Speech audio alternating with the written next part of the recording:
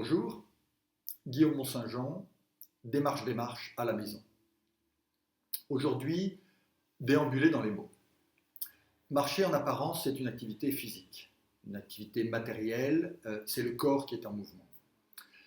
En réalité, marcher, c'est aussi affaire de mots.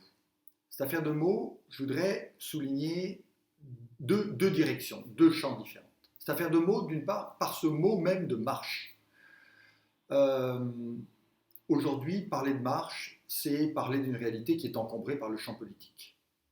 Et donc, combien de fois, quand je parlais de l'exposition que j'étais en train d'organiser, j'ai eu des petits sourires en coin en disant « Ah oui, tu es marcheur, ah oui, en marche, ah oui, peut-être une république en marche ». On peut regretter un coup de force, une appropriation, les faits sont là. Aujourd'hui, le mot même de marche a une dimension politique.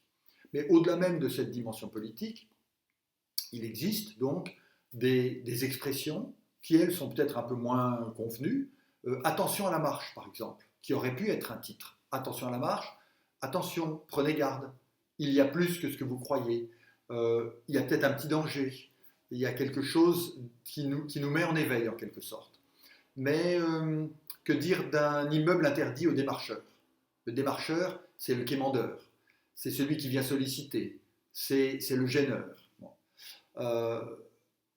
Le titre que nous avons donné à cette exposition et à tout le travail qu'il a préparé, Démarche, c'est un titre qui joue sur l'ambiguïté du fait qu'au-delà de l'activité physique de la marche, la démarche, c'est précisément à la fois ce qui caractérise le marcheur, son allure, son style, sa façon de faire, son mode d'être, mais à la fois la démarche, c'est une réalité beaucoup plus conceptuelle, beaucoup plus intellectuelle, qui renvoie à une méthode, à une forme d'organisation, par exemple, dans une réflexion scientifique.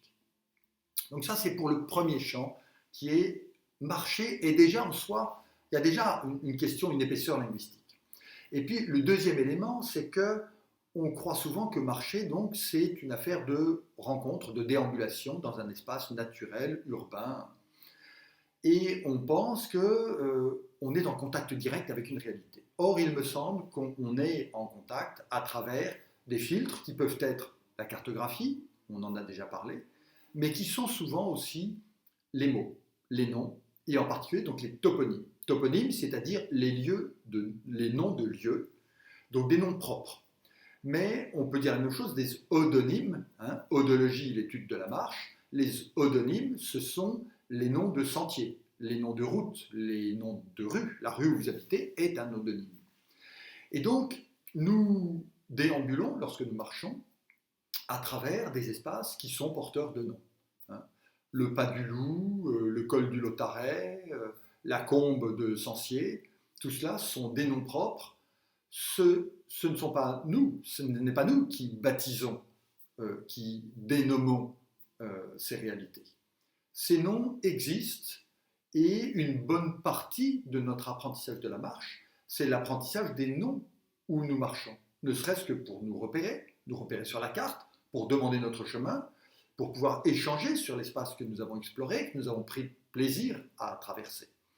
Donc ces toponymes sont des réalités qui ont beaucoup de poids, d'épaisseur, qui peuvent valoriser ou dévaloriser un espace. Il y a des toponymes qui soulignent un lieu sinistre, un lieu lié à la mort, lié à la maladie, lié à la difficulté.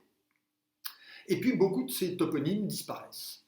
Et donc, dans l'exposition Démarche, par exemple, le travail de Thiel Rosquin, c'est exemplaire en ce sens, d'une enquête, d'un artiste qui enquête auprès de personnes qui sont bergers, paysans, qui ont passé leur vie à marcher, à s'identifier finalement à un territoire, à des espaces, qui en connaissent le moindre repli et le moindre nom.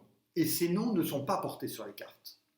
Donc la démarche artistique d'un Thiel Rosquin, c'est une démarche d'enquête auprès de ceux qui sont dépositaires de tous ces toponymes qui, autrement, disparaîtraient pratiquement avec eux, qui seraient des toponymes volatiles. Donc il s'agit ici de capter ces noms et de restituer l'épaisseur incroyable des paysages que nous traversons et qui sont des paysages de mots. Donc, la prochaine fois que vous marcherez, songez-y un peu et voyez à quel point les mots sont aussi importants que les pieds pour marcher. À bientôt.